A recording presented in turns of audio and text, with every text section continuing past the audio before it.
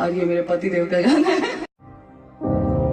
जान गई नी हो जान, जान गई नी, प्यार नहीं किए लिखल हाथ के लकीर में, नहीं तकदीर में जा। हाँ जी, तो दोस्तों पावर स्टार पवन सिंह पत्नी ने ज्योति सिंह ने गाई ऐसी दर्दनाक गीत जो कि आपने सुन लिए कि इसमें जो है प्यार नहीं खे लिखल हाथ के लकीर में।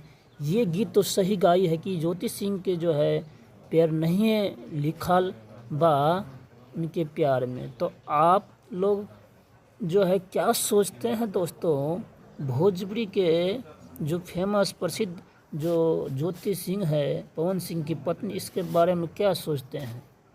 तो भोजपुरी में जो है गाई है ज्योति सिंह प्यार नहीं खे लिखल हाथ के लकीर में, यह गाना कहाँ तक जो है सही लग रहा है आप लोग कमेंट ज़रूर करें। साथ ही अच्छा लगे तो ज़्यादा से ज़्यादा इस वीडियो को शेयर करें।